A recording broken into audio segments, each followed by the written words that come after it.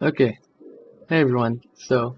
I tried making a ZZ tutorial, and then I realized it's just too much information, and I don't think tutorials are that helpful, because if anyone actually really truly deeply wanted something, they wouldn't let anything get in their way, and they would already be using ZZ. And I'm not making this video to convert anyone to ZZ, because I think honestly CFOP is going to get you faster for less effort.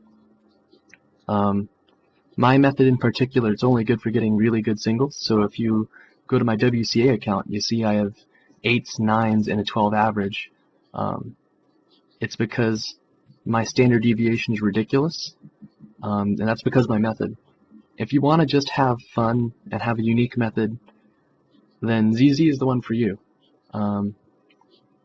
So let's get started. I'm just gonna show my mindset. I'm going to do some tips and tricks, I'm going to do some basic walkthroughs, and if anyone randomly uses green bottom, white front, or yellow front, this is going to help you. Otherwise, this video is not going to help you at all. I'm pretty sure this isn't going to help like a single person out there, because this method is, my specific flavor of ZZ is so weird. And if you watch this, you'll start to see like, oh my god, I can't believe he does that. I'm actually really bad at cubing. Excuse me. I'm really bad at cubing. So I'm just going to show you my bad style of ZZ. So I'm going to pull up some scrambles, and let's get started.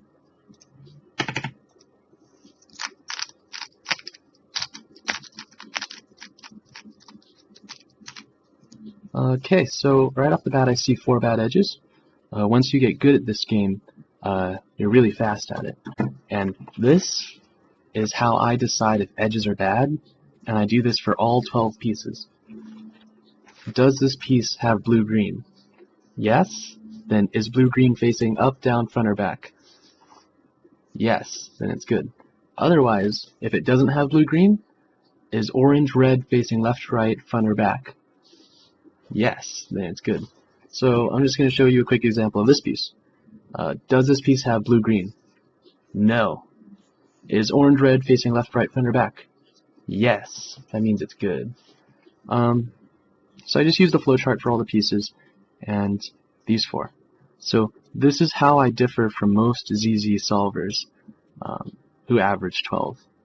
I honestly, like 75% of the time, have no idea where my edges are. I just orient them and then hope for the best, and somehow I magically got a line. Because I cube the same way I live life, completely instinctively, spur of the moment, whatever feels good and is fun. So I believe that if you practice hard enough, then your instincts will guide you. And once you see things like 100 times, your instincts will naturally tune themselves to be like, let's do this. And somehow I magically got a line, because I don't track edges. I just orient and hope for the best, and look at stuff while it happens. If you watch my solves, you'll see that like a lot of times, if it works right, I don't get pauses, and I get good cases, it just comes out beautifully. But most of the time, it doesn't work. So let's go to the actual solve. I'm probably gonna do a Y2 or something. But there's 2 easy blocks here. This one's already made. I just had to line it up with this. But this cluster right here, I know that my instinct tells me that these 3 will come together if I want them to. And the secret is like, as you practice, all of these things become like snap recognition. And it's the same thing in intuitive F2L and CFOP. Because like in CFOP, you do slots and stuff, but after a while, you just naturally react to the slots. So I'm going to take the harder route and do these 3. I know that if I do this, I can get that whole left block. It's just practice. Like, there's no smoking gun, silver bullet. You just have to practice the blocks, and personally figure them out yourself, because you learn better doing it by yourself than someone telling you. And even if someone did tell you, you're going to have to practice it yourself. So if we just jump straight into the practice and intuitive, like, snap recognition, then maybe you'll get faster.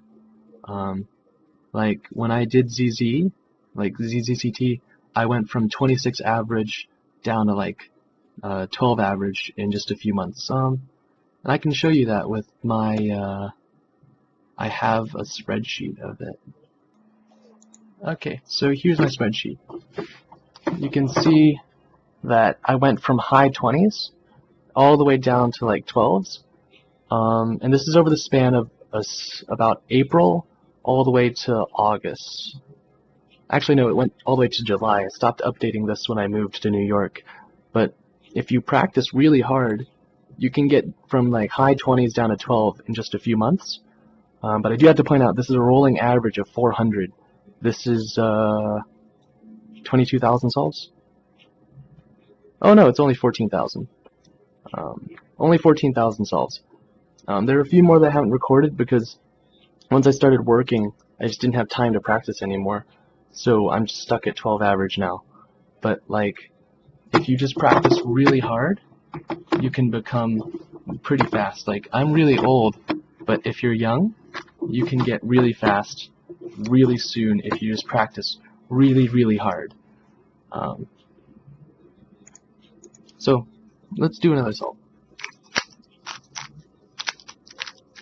Anything is possible if you put your mind to it. And like, they tell you that in the movies and school, all that. It's actually true. So I see 4 bad edges. 1, 2, 3, 4.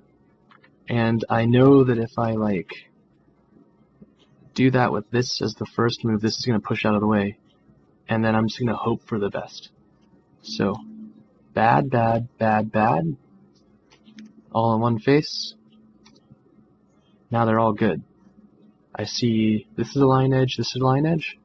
So I'm going to do my line by doing D2 and then putting this across from white. Now I have my line. So what I see off the bat is these 3 pieces form a square. And I'm going to do that by forming this pair, putting it with this, and putting them in place. So I paired these 2. Pair these, and put it in place. And I see that if I just keep going with the momentum of the cube, this is going to stay together. So I might as well take that. I'm going to take the easy block this time. And I saw this. I know that this matches with this. And I'm going to do it in a way that this ends up here. And I guess this is like one of the complicated things. And this is everything I just saw on the fly. So I'm going to put that in place. And I know this is going to be here.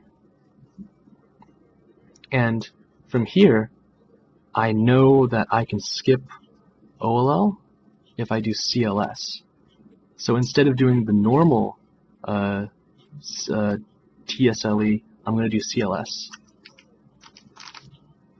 Now I have just PLL, and when I do CLS, I look for the PLL. In this case, I saw this, so I'm just going to go, wait a minute, I did that wrong. I did that wrong.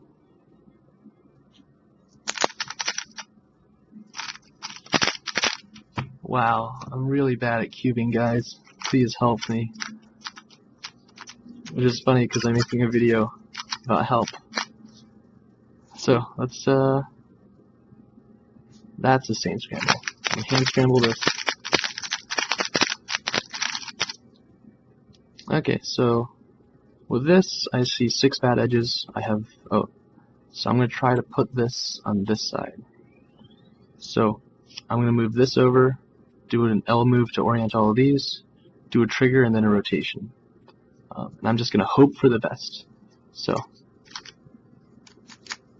now I have my line. I see this block that stands out, and I know it matches with this. So I'm going to do R2, so I want to do U2. This matches up.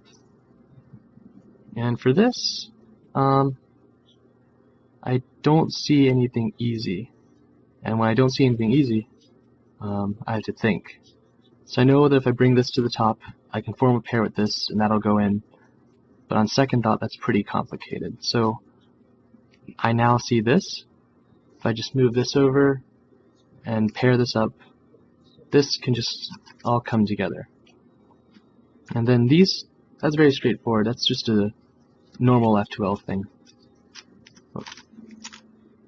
And here I do TSLE, and then from here, TTLL. Whoa, there we go. I forgot a turn. Okay, so I'm going to do 2 more, and that'll be it. So for this, I see 6 bad edges. 1, 2, 3, 4, 5, 6. I don't see anything really good, so I'm just going to do it, orient the edges, and hope that things turn out good. So these 4 are now good.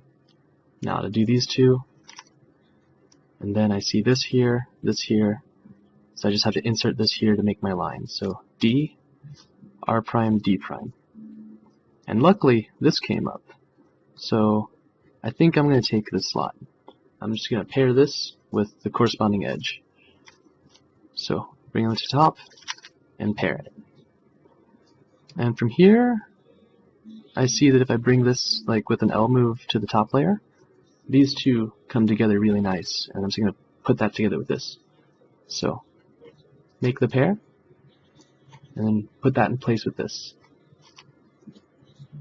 So it just somehow happened that put this in place. Like, everything is just luck. Like, I do everything completely on the spur of the moment with instinct. So I put that in place from here. So do TSLE, and then this is a 4-corner commutator. Then I'm done. So let's do another solve.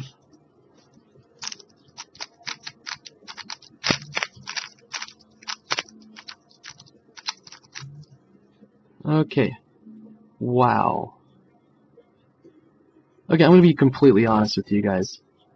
When this happens, I just use CFOP. So this is like, Jesus, this is like, so many edges are bad, I'm not even going to count because it's more than like 10. 1, 2, well, might as well count at this point. 1, 2, 3, 4, 5, 6, 7, it is 10. It's 10 bad edges. Okay, so this is 6 bad. So 1, 2, 3, 4, 5, 6. What I'm going to do is I'm going to do F prime to convert this into 1, so that these can go onto one face easily. Oh, wait a minute. This isn't 6. This is 8, which isn't so bad. So I'm going to solve these, orient these 4, but with D, so that yellow's going to be on this side, white's going to be this side. This is going to be one of the few times that I can see my line. So those are solved. These 4 need to orient, so I orient this, and I know that if I do this, that's going to end up with my line. That was pretty abstract, and that's why doing a tutorial for ZZ is so difficult, because there's just so many cases that you need to like instinctively know. So if you just treat everything with instinct and practice, it's easy. So I see these 2 form a pair, and it's going to match with this, and if I do it right, I can like put this into the top and do it like smoothly. And from there, I know that these 3 form a block, so I'm going to bring this to the top, and I know that if I do R, U2, R prime, everything is going to line up into a block. So I put that block into place, and I know these 2 are my last ones. So I could do something creative. but I think I'm going to do this the easy way. Oftentimes ergonomics are more the deciding factor than move count. But if you can have both, that's the best. But for this TSLE, it's like you are this. And then for this, I just learned a new alg for this. You could either just do a G perm, or you could do like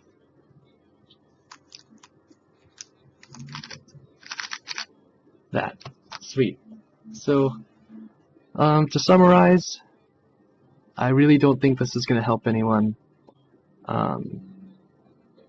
ZZ tutorials are just way too complicated. They're going to take like 30 minutes to an hour. Just practice a lot. Brush up on ZZ facts, like what's oriented, what's misoriented. Pray for the best, hope for the best, and just do everything and like get everything to a level where it's instinctive. And you don't get better, you get luckier. And that's pretty much how I got down to 12 seconds and how I get like sub 10, sub 9 singles sometimes. I don't really think about it, I just do it completely instinctively. So, good luck.